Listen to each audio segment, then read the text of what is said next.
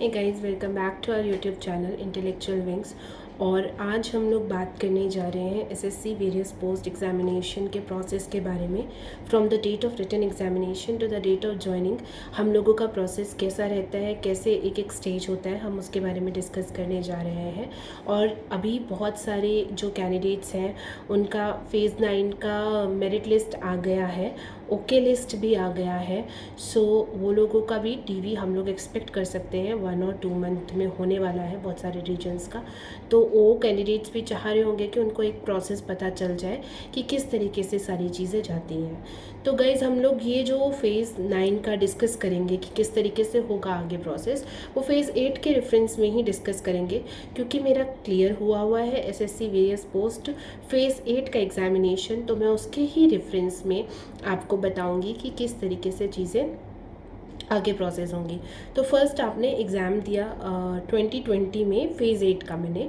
तो ये एग्ज़ाम मेरा एंड ऑफ द ईयर हुआ था, नवंबर के अप्रॉक्स मेरा एग्ज़ाम था, करेक्ट।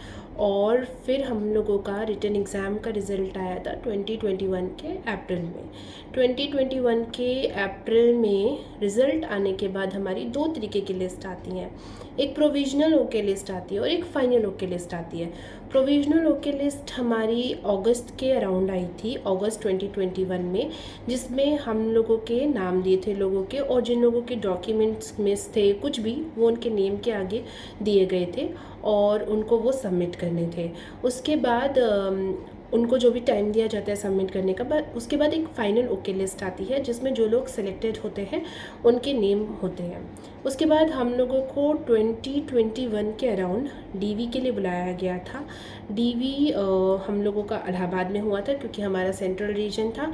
तो 2020 के लास्ट में आपने एग्ज़ाम दिया और 2021 के लास्ट में आपका डीवी हुआ। फिर डीवी का जो रिज़ल्ट था वो हम लोगों को अप्रैल और मई 2022 के अराउंड रिटन एग्ज़ाम का जो फाइनल वैकेंसीज़ के साथ अलॉन्ग विद द मार्क्स आपको रिज़ल्ट देखने को मिलेगा। जैसे हम लोगों का था कि 9 बच्चे ही सिलेक्ट होने थे, तो वो 9 बच्चों का मार्क्स के अकॉर्डिंग रैंक वाइज उन लोगों ने रिज़ल्ट दे दिया। उसके बाद उन लोगों ने हमें एक किट दी, वो उन्होंने जुलाई 2022 में किट दी, और वो किट में उन लोगों ने एक मेडिकल परफॉर्मा दे रखा था कि किस तरीके से हम लोगों को अपना मेडिकल कराना है, जिसमें उन्होंने कुछ कुछ चीज़ें मेंशन कर रखी थी।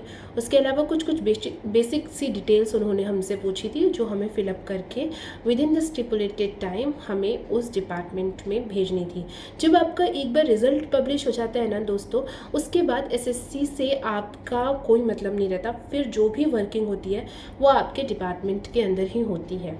आफ्टर दिस आपने एक बार वहाँ पे अपने डॉक्यूमेंट्स भेज दिए, फिर वो लोग आपको, जैसे मैं अपने रेफरेंस में बताऊँ तो उन लोगों ने हमें मेडिकल की जो भी ये सारी कॉपीज़ हमने भेजी थी, उसके बाद उन लोगों ने हमें एक प्रेफरेंस लिस्ट भेजनी थी पोस्टिंग्स के अकॉर्डिंग। तो दे सेंट 9 लोकेशंस और हम लोगों को अपना प्रेफरेंस भर के देना था। तो this is what had been done in the phase 8। तो इसी के अकॉर्डिंगली आप कैलकुलेट कर सकते हैं कि मिनिमम 2 years का time from the date of your written examination to the date of your joining वो लग जाता है फेज़ 8 में।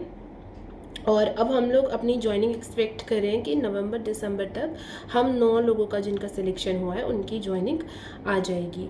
तो ये प्रोसेस है, और आप इसको मान के चलिए कि आपको इतना टाइम लगने वाला है। तो आप अपनी तैयारी गाइस बिल्कुल मत छोड़िएगा। अगर आप तैयारी रख रहे हैं, आपकी तैयारी है, तो आप और भी एग्ज़ाम्स देते रहिए, क्या पता आपका और भी कुछ अच्छा हो जाए। So stay motivated and stay tuned with our channel, and we will let you know whatever the further update of SSC various post examination will be there. Thank you guys, have a nice day. जय हिंद दोस्तों।